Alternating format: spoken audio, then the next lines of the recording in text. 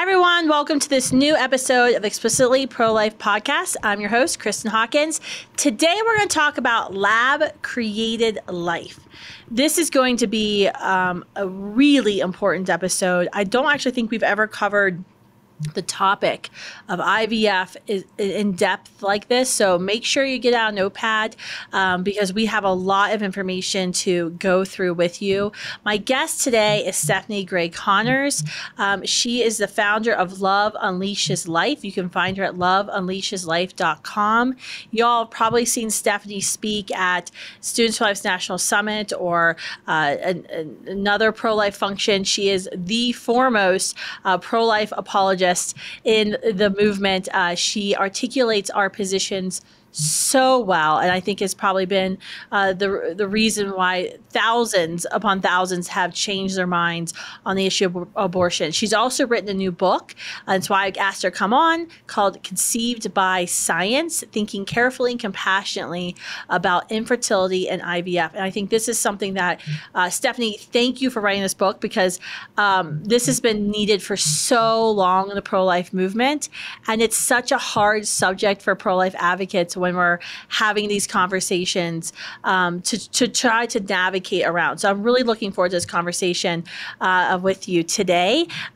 Before we launch in, I start peppering you with questions and get all of your expertise. I do want to say, I think it's a hard issue. You've got, conservative celebrities, even Dave Rubin, for example, who's more, I guess he's conservative podcaster. He and his husband, announced they're having twins via surrogates through IVF.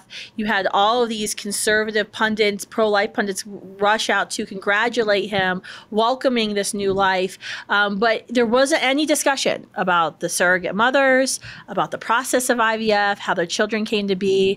I think about and read about IVF quite frequently because two of my children have cystic fibrosis, and males who have CF are 99% infertile.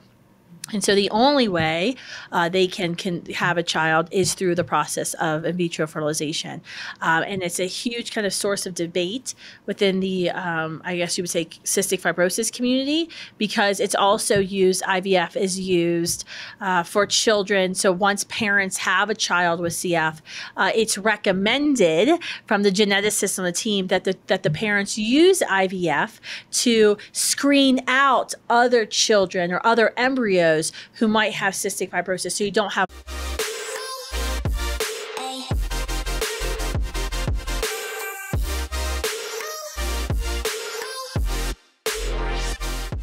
Well, you are welcome. And yeah, I just found there was such a need to help people think clearly on this topic, because there's a lot of ignorance and a lot of confusion. And so It's important to wade through the layers and layers that are involved in something like in vitro fertilization. Yeah, it's there's a lot of layers. Can you, I guess to start from the beginning, can you explain to us what IVF is and how it's performed, and then what's the pro-life position and the main morality issues we have with IVF? Yeah, great starting question. So basically, IVF is about creating another human being in a lab instead of in a woman's body. And basically, sperm is obtained from a man, typically by masturbation, and then given to a lab. And then a woman goes to a lab and her eggs are retrieved. Now, typically in a month, a woman would release one egg, maybe two, if she has a genetic predisposition to potentially have twins. But with IVF, what would happen is a woman would be given superovulatory drugs that would cause her body to release many, many eggs at one time. So possibly 10, 15, even 20 or 30 eggs. So those eggs are then extracted from her body by IVF specialists in the lab.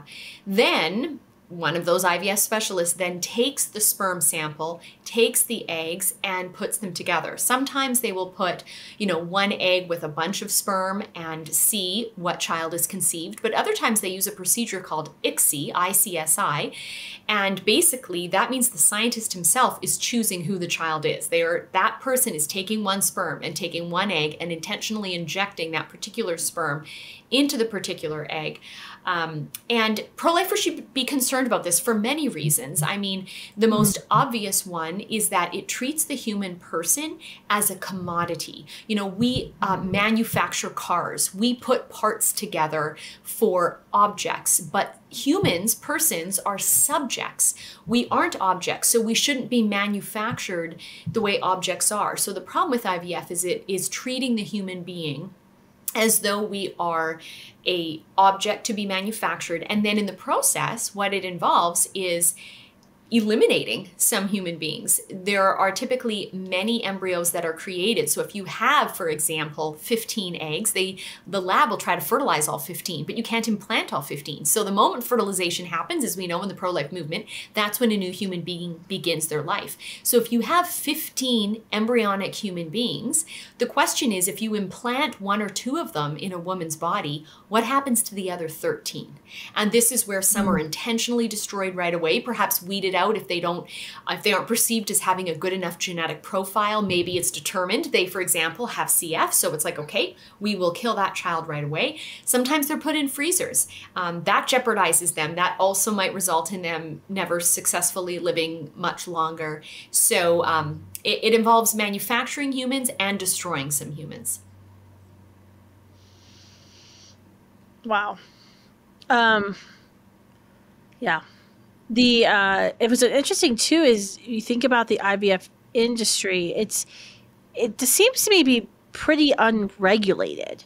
Like, I remember like that what do they call it? The octo mom, the woman who had undergone IVF a few years ago and had gotten pregnant with 8 children. Like, are there any, like, I mean, we know with the abortion industry, for example, there's barely any safety standards to protect women from not dying from abortions. I mean, we saw with the Kermit Gosnell House of Horrors case.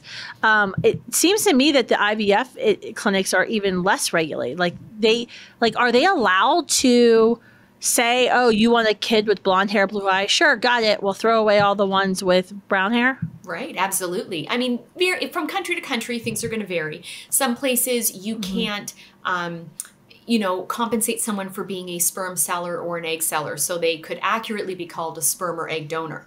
But in many places, such as the United States, it's not accurate to call them donors because the person who provides sperm or the person who provides egg is compensated quite royally. You know, there was an ad actually for a reproductive technology center in Arizona just around the time of COVID, which said, due to COVID, you might be having a difficult time earning a regular income. So we want to let you know you could earn an extra $1,000 a month by becoming a sperm donor. And in fact, if you sign your friends up to donate their sperm, you get a kickback fee for them joining in. And I'm like, that's not being a donor. That's working for someone. You're getting compensation if you're earning $1,000 a month.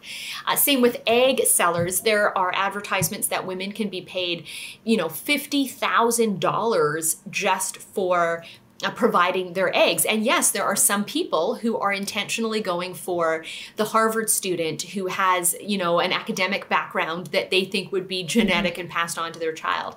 There are people who say, I want a blue-eyed, blonde-haired baby.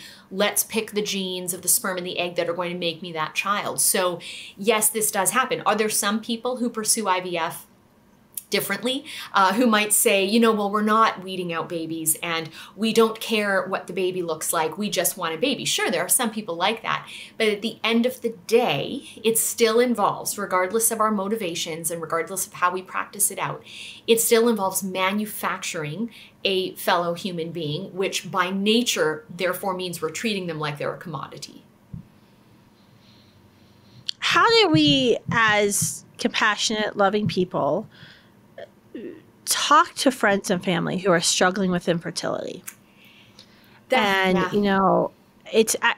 found, like, I met a potential supporter at an event, and they everyone always tells me things that I don't ask about, but because I find them in the pro-life movement, I learn a lot. And they started telling me about their, how pro-life they were, how much they wanted a baby, and they wanted a baby so much they're going through IVF. And so I didn't feel like, well, this is not probably the great place sitting at the dinner table telling them about it. But what I did try to do was steer them into like NAPRO technology. I said, well, actually, I know a doctor in Omaha that they have a method that's all natural and is actually more effective than IVF in helping couples conceive. Would you be interested? So I try to like steer it that way. But how do you suggest? You're way nicer than I am. How do you suggest us having that conversation when you know the pain of someone struggling with infertility, who's desperate to conceive? I don't think telling them, well, you don't have a right to have a child, which they don't. No one has a right to have a child. But that's not really going to help you win that argument or win them over to your side. Mm-hmm. Yeah, no, really important question that we have to consider, because at the end of the day, we want to win people over to our perspective. So the starting place is to first acknowledge that very heavy cross of infertility. And in fact, that's how I start my book. Chapter 1 is all about telling the stories of friends of mine who granted me interviews for my book, friends who lived and have struggled with infertility. Some ultimately conceived, others didn't. And so sharing what that cross looks like can help connect with people who have a similar journey, and they can say, I'm understood, I'm heard, because you get how difficult this is. It's natural to want a child. Most people are meant to have children, and our bodies, during a certain season of our fertile years, were designed for fertility. So if you can't get pregnant, that is a sign something's wrong. We ought to try to correct it. It's how we correct it. And so then you're right. What we want to do is something I also do in my book, which is to draw attention to what is broadly called restorative reproductive medicine, which is all about restoring our bodies to its healthy function. One of the other problems with IVF is it actually doesn't address a woman's underlying medical condition that has resulted in her infertility. It just bypasses it. It ignores it. Whereas restorative reproductive medicine, which is also given names like NAPRO technology or Creighton fertility, all of these things involve saying, what has gone wrong with the male or female body, and how can I correct the problem at its root? So I can even speak to my own experience. I didn't get married until I was 40. And so my husband and I wanted children right away, but we weren't sure with my age whether that would happen. Well, I will admit we were very blessed right away to get pregnant within 2 months, and loved that little baby Lele for 6 weeks. And then I had a miscarriage. And so when I got pregnant again, several friends said to me, you might have had that miscarriage because you were low in progesterone. You should get your progesterone checked now that you're pregnant again. You don't want another miscarriage. So I had my progesterone checked. Sure enough, my levels were dropping. I almost miscarried my second child, my now 9-month-old daughter, Violet. And her life was saved because of restorative reproductive medicine. I consulted actually a wonderful pro-life doctor, Dr. George Delgado, who immediately put me on progesterone. And then I found a doctor near my town who carried me through the rest of the pregnancy, following my blood work and giving me prescriptions. But the point is, my body wasn't producing the progesterone needed to sustain a pregnancy. Some women's bodies don't produce enough progesterone to even get pregnant. So you find that out. You don't need IVF, you just need progesterone. Or if a woman has PCOS, a very common condition, you find that out. You can do something my friend did with her PCOS, where she had ovarian wedge resection surgery, where the kind of the hard leathery skin of her ovary, they cut a wedge out so it would be easier for eggs to ovulate, so that when eggs could finally get through her, her ovaries, that when she had sexual intimacy with her husband, the sperm actually had an egg that they could swim to. People with endometriosis can have surgery. People with blocked fallopian tubes can have surgery to have the fallopian tubes unblocked. People who aren't ovulating at all can take a drug, a prescription that will allow them to ovulate so that they release 1 or 2 eggs. So the point is, there are many things that can be done, but a lot of people don't know about it because IVF is a money-making industry. My physician did not make a lot of money with giving me progesterone. I barely saw him. I did, I think, 1 visit in person. The rest was telemedicine, but most of it was just getting me to a lab where I had blood work done. And then I got an email telling me how much progesterone and how I needed to keep taking and how to take it. So he made nothing on me. If I had done IVF, he'd have made a fortune on me. So we need to factor that into the equation as well. That's a great point. How do you broach the conversations with, talking to someone who was conceived in IVF about the immorality of IVF? I think that's a fear that a lot of pro-life students have, is I don't really want to talk about this issue because I have friends who are conceived in IVF. And that's a whole different, this is this is kind of like, I would say, the first full generation of Americans where you have a lot of people that you're walking around you on a campus that are probably conceived in IVF. And so I think a lot of pro-lifers are hesitant to bring that up. Mm-hmm. We really need to bear that in mind, that people listening to this podcast, people in our audiences may have come into existence this way. And so what I'm always quick to point out is that when considering the morality of an action like in vitro fertilization, we're not calling into question the value of the individual. We're calling into question the ethics of the very method used to bring about someone's existence. I know a dear friend of yours and mine is Ryan Baumberger, and he does amazing pro-life work. When I can't speak, he's one of the people I recommend as a phenomenal presenter. And part of Ryan's story is that he was conceived as a result of rape. Are you glad Ryan exists? Yes, I'm glad Ryan exists. Ryan is glad that he exists, but none of us would say we think it's good that his mom was raped. We all can agree that the rape shouldn't have happened, but we don't have the ability to go into the past and undo what has occurred. So we can therefore say how Ryan came to be was immoral and evil. It should never have happened. But because we can't undo the past, we can say who Ryan is and that he exists is a good thing. He is unrepeatable. He is irreplaceable.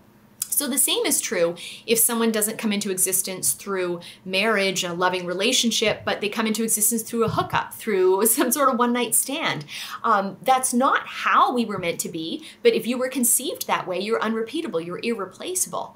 Now, some people might say, oh my gosh, there is a big difference between rape and being conceived by IVF. Of course there is. Every analogy ultimately breaks down because there are differences, but there are also similarities. And so the similarity that I'm tapping into is that if we question a method of how someone came to be, it doesn't mean we question the value of the individual who came to be. That's the key point. And so therefore, someone conceived by IVF is as valuable as Ryan, is as valuable as someone conceived in a hookup. We are equal by virtue of being humans, not by virtue of how we came to be. That's excellent. I think everyone needs to just stop the podcast and replay that past 2 minutes until we have it memorized, because I think that is absolutely right on. All right, I'm gonna ask you one more, I think another hard question. Well, what about my two uncles who are married? Are you really going to deny them the chance to have a child? So when we're asked a question like that, we can realize the very way it is framed is, whether some person asking it realizes it or not, is put forward in such a way as to make any objection to that make you sound like you're mean and hard-hearted. And so this is where apologetics has to balance the head and the heart. And we can say, look, I understand a desire for a child. And if someone has had that desire and never had it fulfilled, that's a great opportunity to be vulnerable and share that. So to acknowledge a desire for offspring is good. But what we want to get to is a point you briefly made a few moments ago, which is we don't have a right to a child. But instead of making that sentence or statement, what we could do is ask it in the form of a question. Well, does any human have a right to a child? You're referencing your two uncles, but what about, a man and a woman that have been happily married for quite some time? Do they have a right to a child? And because a child is a fellow human person, if we say we have a right to another human person, we're actually creating a dynamic where there's no longer a human equality, but there's superiority and inferiority. If I have a right to a child, then I am superior, the child is inferior, and I can grasp at, own, or somehow possess the child. But we need to pause and say, wait a minute, why is slavery wrong?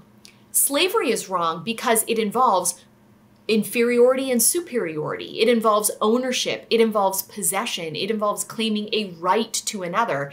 And we reject that. We say, oh my goodness, no, the person who's labeled a slave actually is an equal to everyone else. And by virtue of being equal to the other, we may not treat them as though someone else has a right to them. So the reality is children are a gift. They are a blessing. But we may not actually claim a right to a child the way we can't claim a right to a spouse, to a slave, and so on and so forth, because these are fellow human beings. All right, more hard questions. This one will be easier. What do you think we need to do in the pro-life movement, better or more of, to have these conversations? I know there's been a lot of conversations recently because of the impending Dobbs decision that could reverse Roe versus Wade. It's funny, the left always says that, IVF doesn't kill human beings, hormonal contraception isn't abortifacient, it doesn't kill human beings. But then when laws are being passed that say life begins at conception, everyone starts freaking out, like, wait a minute, this means you're not going to have your right to birth control. You're not going to have your right to IVF. And so it's kind of funny because I'm like, so you're saying we weren't lying and you've been lying this whole time? But how does that play? I mean, I feel like this is something that the pro-life movement doesn't talk a lot about, but these are conversations we're going to have in the coming weeks and months. What do you think we need to prepare ourselves to do and be ready to take action on? Yeah, so we certainly need to start with that education. Of course, as you mentioned, I have a book out on the topic, Conceived by Science. So I intentionally wrote that so that we could have some clarity on this issue and people would be able to talk to their friends, their family members, their colleagues about this. So we need to fill our minds with the facts, with knowledge, and then realize that the moment we admit life begins at fertilization, then that is going to have consequences that go well beyond abortion, as you've pointed out.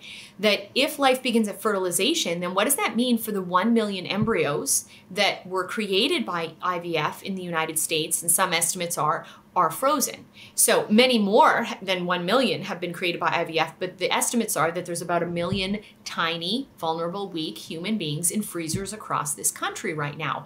So what does that mean for them?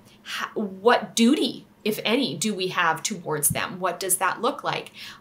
Ongoing pursuit of IVF, if we allow that to continue, but we say life begins at fertilization, then we're actually living a contradictory life, because if life begins at fertilization, we actually shouldn't allow IVF to continue, because we're jeopardizing the lives that begin at fertilization in a lab as opposed to in a woman's body. So I think we need to be educated and then consistent and start having those conversations where we take what seems to be an even more perhaps unpopular position, because with abortion, someone is thinking, well, I don't want to be pregnant. I don't want a baby right now. With IVF, on the surface, people don't often align it with a pro-life issue, because they're like, well, wait a minute. The pro-life message is all about babies are good. Yeah, I love babies. Babies are good. IVF is about making babies. Why would I ever object to that? And the issue is not so much objecting to having babies. The issue is objecting to how the particular IVF baby comes into existence. Mm-hmm. That's absolutely right. I think we're going to have a lot of hard conversations with friends and family members in the coming weeks and months as IVF. I actually had a former roommate from college message me who got very upset with something I had posted, and she had struggled with infertility, and I guess they went through IVF, and she said, I'm totally 100% pro-life. And I consider my embryos that are still frozen to be my children. Right. Yeah. Well, I mean, my immediate thought when someone makes that statement is, would you ever say that about 2-year-old children? If you had 5 2-year-olds in the freezer, would you think that that was okay? And someone like her might have all the intention and all the good intentions in the world to go back and, let's say, rescue those. Let's say there's 5. Rescue 5 embryos, have them ultimately inserted in her body in the future, hope that they get implanted and grow for 9 months. What if she requires a hysterectomy in a year? What if there's some health crisis that she no longer will have a uterus? There are untold types of possibilities that could happen that prevent someone from pursuing the rescue of their own children that they planned to rescue from the beginning. So the moment you put the most vulnerable child among us, the preborn child, the youngest of our kind, the moment you place them outside the mother's body, in a lab, in a petri dish, in a freezer, we are putting them in a situation that very much puts their life in jeopardy. What are the alternatives, I guess? You mentioned them earlier. Yeah. So if you're having this conversation with a friend or family member who's struggling with infertility, what what are the alternatives that you suggest? Yeah, so I think we really need to stress that. So I'm glad you brought that up again. And there are two things I think we need to stress. The first is to really pursue medical interventions that are ethical. So some of the examples I gave about different surgeries that can happen, hormone treatment that can happen, even things as just as simple as getting your body as healthy as possible and having the right vitamin treatment just to, have your body in optimal shape, have your husband's body in optimal shape. These are things that we can do and what restorative reproductive medicine helps with. But the other part of what can we do and how do we talk about alternatives is something I mentioned in my book, which is to accept that not all bodily imperfections and sickness and illness can be corrected in this world. So one of the hard things to accept with infertility is that not everyone can have their infertility resolved or corrected. And so I try to give a lot of attention in my book to these amazing alternatives and the stories of friends who pursued them and had babies.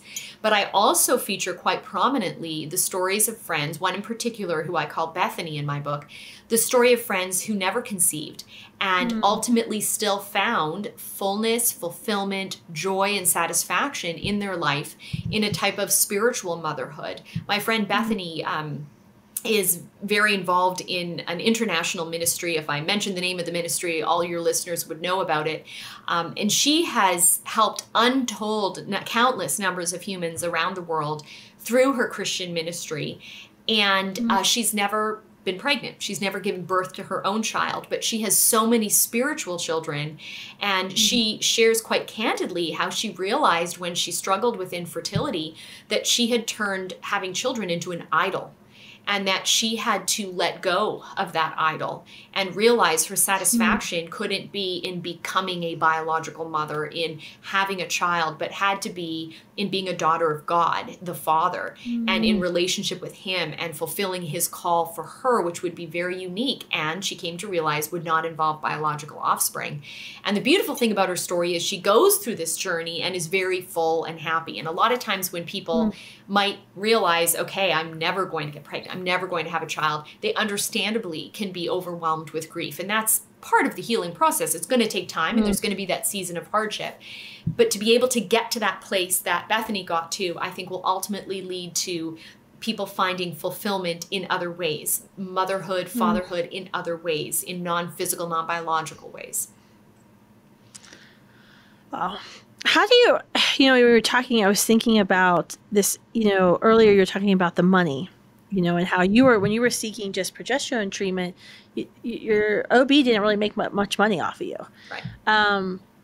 I think it's unbelievable how you have an abortion industry who, especially with chemical abortion pills, infertility is a huge risk factor for someone who's undergoing abortion, choosing to undergo an abortion.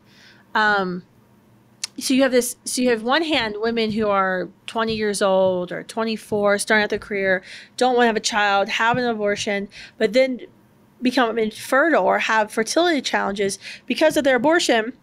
And then the culture of death is getting more money because at 35, when they've gotten married and they feel like their career is at a place where they can afford children now, then they can't get pregnant. I mean, it's like this vicious cycle. I mean, I just want to be like, when is anyone else going to realize that this is a horrible cycle that they have American women on? And then don't even get me started on the fact that she was probably put on, artificial hormones at 14 to prevent any, pregnancy from happening in the first place. Right. Right. Oh, yeah. I mean, there's a whole trajectory that happens when you embrace the culture of death. Again, perhaps not even realizing you fully embrace the culture of death. But the key thing we want to bring people back to is birth control pills, abortion, IVF. Although there's differences between all three, what each of them have in common is going against the nature of how our bodies were meant to function, right? The woman is meant to release an egg every month. So trying to take a pill to suppress ovulation is taking a healthy body and essentially making it unhealthy. Once a woman gets pregnant, her body was meant to do that. It was meant to progress through the pregnancy. So to go in and intentionally destroy the baby's body in her womb is going against nature. It's going against the healthy function of the body, and instead of maiming the body and maiming the offspring. IVF, it takes the unhealthy state where the body isn't getting pregnant. And instead of then trying to restore it to health, it, as we said earlier, just overrides it and overlooks that and then establishes a new way of creating a human being. The pro-life perspective is all about saying, let's work within the laws of nature.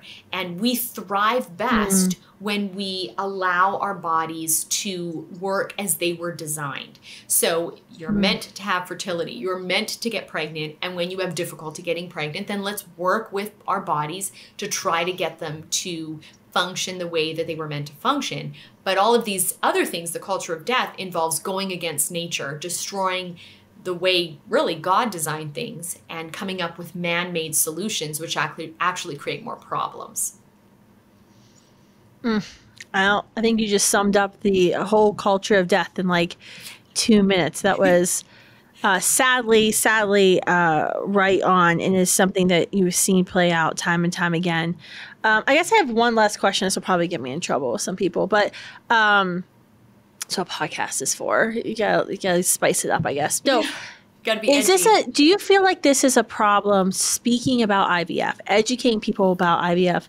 Do you think it's more of a problem within the Protestant church than the Catholic church? Because I have personally noticed in my conversations with supporters, pro-life folks that I meet at speaking engagements, I tend to feel like the Catholic Christians I meet are much more, at least they have some more basic information like, oh, IVF's bad, where I've had Protestant friends and supporters be like, oh yeah, IVF's great. We love babies. We want to make babies. Like, have you noticed that as well? Yes, I think you've summarized it well, which is why I actually wrote my book to an interdenominational Christian audience. There are some points that will work even for the non-religious, but I am overtly religious in my book on a number of occasions, but not denomination specific. I wanted to really be able to speak to Protestants because, like you, I have also observed that if you look at kind of the teachings, you can't deny, if you look at Catholic teachings, there's explicit teachings against the pursuit of IVF. Now, do many people who claim the name of Catholic nonetheless pursue IVF? Yes, that often just means there's not proper catechesis. They haven't been well formed in understanding the church teaching, or perhaps why the church teaches what it does. But the teaching is there, whereas with various Protestant denominations, it's going to vary, often based on your pastor and what leadership they give on that issue. And so I have found oftentimes people who can be devoutly Protestant evangelical Christians who are very pro-life, they're against abortion, against assisted suicide. They think, IVF itself would be okay. And sometimes they'll put parameters on it. They'll say, you can't use donor sperm and egg. You can only use your spouse's, gametes. You can't make more embryos than could be implanted. They'll try to change some of the ways IVF is done to make it seem more palatable. But at the end of the day, and this is what I cover later in my book, we're still manufacturing a human person. And we're also enlisting a third party who at their hands is the cause of the next generation, as opposed to at the hands of the husband and wife. Through sexual intimacy, their act of love causing the next generation, receiving the gift of life between them and God, and contracting out a stranger who's not a part of the covenantal relationship, and having that stranger be the determiner of who your next child will be, who your only child will be, having that child come into existence in a cold lab as opposed to beneath a mother's heart. We need to be concerned, even if a number of steps have been taken by Christians to try to change how IVF is done compared to, let's say, someone like Dave Rubin. Wow. You've given us a lot to think about. You've certainly given me a lot to think about, and I think hopefully made me a better presenter on this very difficult subject, because like I said earlier, I think this is something we're going to find ourselves talking a lot more about in a post-Roe America. And, the left is throwing out every scare tactic that they can right now, claiming that, seeing Roe versus Wade reversed is going to ban interracial marriages. I mean, they're going, it's crazy. Yeah. So they're certainly going to talk about IVF. They're certainly going to talk about hormonal contraception. But I actually think it's a good thing, though, too, that they're finally coming out admitting what we've been saying for decades, which is these drugs and devices and procedures end human life, and fundamentally change human life. So it's going to be a very interesting time. So I am so glad you wrote your book. Stephanie, where can folks go and get your book? Do they download it? Do they buy it? What do they have to do? Yeah, so it's available around the world on all the Amazon marketplaces, either as a physical book, as I mentioned, or an ebook. And so people can go to my website, which is loveunleasheslife.com, click on books, and have the links there to order on Amazon, or just go to Amazon itself, type in Conceived by Science, Stephanie Gray Connors, and hopefully it should come up. Oh, that's awesome. Well, thank you so much for your time today. Thank your daughter for being quiet for these. Yes, she is with her minutes. daddy. Oh, yeah, she's been great. I was waiting. I wanted to see her. Oh, she's sleeping. Oh, I was waiting for like a little chubby hand or something. Well, I'll show you here. Let's look at that picture here. Look at that. Is it showing up? Yes. Oh, she's precious. My little bald Violet. baby. Oh my gosh. Well, thank you so much for your time today. Thank you for your incredible advocacy for all the most vulnerable in our world. It's really a pleasure to be able to serve alongside you. And the pro-life movement is certainly a lot stronger because you are in it, and you've made so many of us better conversationalists about abortion. I would say debate, but you'd probably disagree with that word. So conversationalists about abortion. So thank you so much for coming today, Stephanie. Well, you're welcome, and thank you. And I'll give a little shout out to your product department, because when I visited your office a year ago, you guys graciously gave me Strong as a Pro-Life Mother t-shirt. And 2 weeks ago, 2 weeks ago, we had a friend visiting, and I said to my husband, let's take her to the farmer's market. And since the whole Dobbs thing is going on, I'm going to wear my Strong as a Pro-Life Mother t-shirt. You just never know as I'm walking through the farmer's market. Well, would you believe right next to the farmer's market, pro-aborts had organized a massive rally in support of abortion in reaction to the Dobbs news in the park right there. And there was a guy dressed in the Handmaid's red thing, but it was a man. Yeah, it was weird. Okay. Anyway, so I like walked in front of the whole audience with my Strong as a Pro-Life Mother shirt as I was pushing my baby in the stroller. So you've got good t-shirts. There you go. I love it. I love to hear that. Yeah, that was probably the bands off our bodies rally that you walked right into. Yeah. So I'm so glad you didn't need security. I know. I was worried. I was like, they better not attack me. Yeah, no, I was at the doctor's office with my husband the other day, and the lady goes, does your family do TikTok? I think I've seen you on TikTok. And we were talking about our travel lifestyle, and I was like, yeah, I think you might have, but it's probably not about like living in a van or a camper. It's probably about something else. My husband was like, stop it.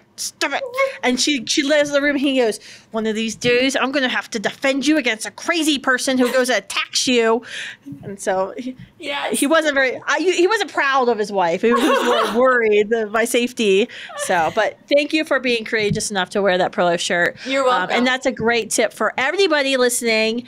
You may not become Stephanie Gray Connors. No one can be the irreplaceable Stephanie Gray Connors, but you can become a pro-life advocate. You can be a pro-life apologist, and you can just wear a pro-life t-shirt. It's super easy. And Students for Life, we have a SFA store that has some great shirts, so check it out. Thanks, Stephanie, for that plug. And thank you all for tuning in this week to Explicitly Pro-Life. Make sure you share this episode with all your friends and family. This is a very important episode, and I surmise that this is not going to be the first time we talk about IVF here at Explicitly Pro-Life. We're going to have to talk about this a lot more in the coming weeks and months. So thanks, everyone.